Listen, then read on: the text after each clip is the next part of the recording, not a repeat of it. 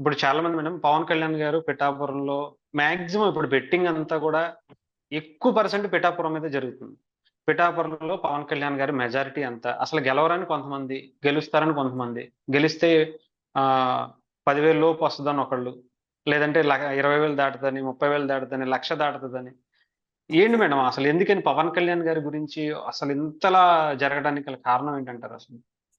30 ఏళ్ల పాటు ముఖ్యమంత్రిగా ఉండాలి అని చెప్పేసి ఒక దుర్మార్గుడు ఏర్పరచుకున్న సామ్రాజ్యాన్ని ఒక్క ఎంపీ సీటు, ఒక్క ఎమ్మెల్యే సీటు, ఒక్క సర్పంచ్ కూడా లేకుండా ఆ సామ్రాజ్యాన్ని కూలదోశాడు ఇవాళ. బద్దలగొట్టాడు. ఆ రాక్షస కోటని వాళ్ళ బద్దలగొట్టి సీఎం సీట్లో నుంచి జుట్టు పట్టుకొని పెరికి నడి బజార్లో కూర్చోబెట్టి బజార్లో నుంచి రేపు పొద్దున జైల్లో కూర్చోబెట్టబోతున్నాడు. దానంతటికి కారణం ఒకే ఒక్క వ్యక్తి, అతనే పవన్ కళ్యాణ్ గారు. ఆ వ్యక్తి గెలుపు మీద ఉండదులేండి. అసలు మాక్సిమం గెలుపు మీద బెట్టింగ్ అనేది నాకు తెలిసి పిఠాపురంలో జరగదు. మేబీ మాక్సిమం మెజారిటీ మీద జరుగుతుంది. మాక్సిమం మెజారిటీ మీద జరుగుతుంది. మెజారిటీ మీద జరుగుతుంది. ఆ మెజారిటీ అనేది కనుక అక్కడ స్థానికంగా ఉన్నటువంటి సమీకరణాలు, పనిచేసినటువంటి నాయకులు, కార్యకర్తల యొక్క ఒపీనియన్ ని బేస్ చేసుకొని మనం చెప్పుకోవాల్సి వస్తే 30,000 నుంచి 50,000 మధ్యలో ఉండిద్ది అనేది జెన్యూన్ ఎక్కువ మంది కార్యకర్తలు చెప్తున్నది. కొంతమంది ఏంటంటే కొంచెం ఎక్కువగా పెద్ద సంఖ్య 1,00,000 దాటిద్ది అని చెప్పేసి చెప్తున్నారు. అంటే 2,30,000 ఓట్లలో 1,00,000 మెజారిటీ అంటే అది ఎంతవరకు సాధ్యమైద్ది అనేది మనం చెప్పలేము. 30,000 నుంచి 50,000 మధ్యలో ఉండిద్ది అన్న మాట నేను కూడా నమ్ముతున్నాను. ఓకే.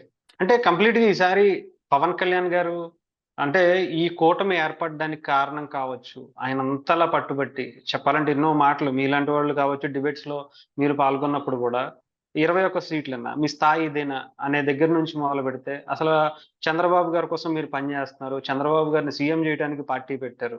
ఇవన్నీ పెట్టుకొని ఇప్పుడు ఈ స్థాయికొచ్చారు. ఎలా అనిపిస్తుంది మేడం? కష్టపడకుండా ఏది దొరకదు అనేదానికి ఉదాహరణ పవన్ కళ్యాణ్ గారి జీవితం. అలాగే నిజాయితీగా ఒక మంచి కార్యం కోసం నిలబడ్డప్పుడు, ఒక సద్భావంతోటి, ఒక మంచి ఆలోచనతోటి నిలబడ్డప్పుడు ప్రకృతి దానికదే సహకరించిద్ది అని చెప్పుకోవడానికి ఇదొక ఉదాహరణ. రాష్ట్రం బాగుండాలి, రాష్ట్రం అభివృద్ధి దశలో ముందుకు వెళ్ళాలి, ఈ రాష్ట్రంలో జరుగుతున్న అరాచకాలు ఆగాలి అనే ఒక కాన్సెప్ట్ ని మైండ్ లో పెట్టుకొని అతని స్వార్థం కోసం ఏమి ఆలోచించుకోవాలా. నా పార్టీలో వాళ్ళు నన్ను తిడుతున్నారనుకోలేదు, లేదంటే ప్రతిపక్షాలు నా పార్టీలో వాళ్ళని తిడుతున్నారనుకోలేదు, లేదంటే నేను నమ్మిన వాళ్ళు నన్ను వేలెత్తి చూపిస్తారని చెప్పేసి అనుకోలేదు. నా ఎయిమ్ ఒకటే, ఆంధ్ర రాష్ట్రం బాగుండాలి, ఆంధ్ర రాష్ట్రం అభివృద్ధి చెందాలి, యువతకు ఉద్యోగాలు రావాలి, మహిళలకు రక్షణ ఉండాలి, గంజాయి డ్రగ్స్ అనేవి నిషేధింపబడాలి. అంత కంప్లీట్ గా ఇదే ఆలోచనతో ఉన్నటువంటి పవన్ కళ్యాణ్ గారికి ఎన్ని మాటలు పడ్డా ఆయన లక్ష్యం ఉన్న ఆ మాటలన్నీ కూడా గాలి కొట్టుకుపోయే తప్ప నిలబడలేకపోయడానికి ఇది ఒక ఉదాహరణ. ఇవాళ ఈ సక్సెస్ అంతా కూడా ఆయన ఆ రోజు అవి ఏమీ తీసుకోకుండా ఆ మాటలన్నీ వినేసి కృంగిపోయి అక్కడే ఆగిపోకుండా అడుగు ముందుకు వేసుకుంటూ వెళ్ళాడు కాబట్టి ఇవాళ ఎన్డీఏ కూటమి అడుగులు ముందుకు పడుతున్నాయి రేపు పొద్దున అధికారం దిశగా, గవర్నమెంట్ ఫామ్ చేసే దిశగా.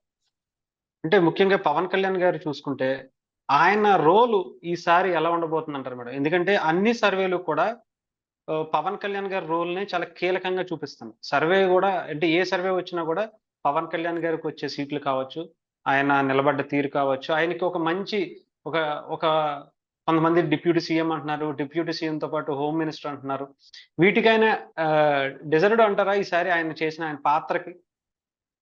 నాకు తెలిసినంత వరకు పవన్ కళ్యాణ్ గారు ఏ పదవి తీసుకుంటారనేది నాకు తెలియదు కానివ్వండి. ఏ పదవి తీసుకున్నా సరే మొత్తం ఒక మ్యాజిక్ రోల్ అయితే ప్లే చేస్తాడండి. ఎన్‌డీఏ కూటమిలో ఫార్మ్ అయ్యేటువంటి రేపు గవర్నమెంట్‌లో. అది ఆ పదవి నా భూతో నా భవిష్యత్తు అంటే ఆ పదవి పవన్ కళ్యాణ్ గారికి ముందు ఎవరు చేసినా ఆ స్థాయిలో నిర్వర్తించలేదు. పవన్ కళ్యాణ్ గారికి తర్వాత ఎవరు చేసినా సరే ఆ స్థాయిలో చేయలేకపోయారని చెప్పుకునే విధంగా అయితే ఉండబోయిద్ది. పదవి తీసుకుంటారా? లేదంటే పదవి తీసుకోకుండా పిఠాపురం ఎమ్మెల్యే గాని ఉండి మొత్తం స్టేట్ అంతా కూడా చక్రం తిప్పుతారా? కేంద్రంలో కూడా చక్రం తిప్పుతారా? అన్న విషయం మాత్రం రానున్న రోజుల్లో చూడాలండి. నాకు కూడా అంత అంటే ఏ పదవి అనేది అన్నా కానీ ఆయన చిన్నబుచ్చినట్లుగానే అవుతది తప్ప, అవును. ఆయన అవును. యొక్క ఆలోచన విధానాన్ని, ఆయన కేపబిలిటీని తక్కువ చేసినట్లుగానే అవుతది తప్ప, రేపొద్దున అదే చెప్తున్నా, ఆయన ఏ పదవిలో కూర్చున్నా సరే ఒకవేళ హోమ్ అనుకున్నా, హోమ్ బిఫోర్ పవన్ కళ్యాణ్ గారు, ఆఫ్టర్ పవన్ కళ్యాణ్ గారు. Deputy CM before Pawan Kalyan గారు, ఆఫ్టర్ పవన్ కళ్యాణ్ గారు. వాటెవర్ ఇట్ ఈస్ ఇంకేదన్నా పోర్ట్‌ఫోలియో తీసుకున్నా కూడా అవును. బిఫోర్ పవన్ కళ్యాణ్ గారు, ఆఫ్టర్ పవన్ కళ్యాణ్ గారు అని చెప్పుకునే స్థాయిలో ఆయన యొక్క పనితీరు ఉండకపోతే అందులో సందేహం లేదు.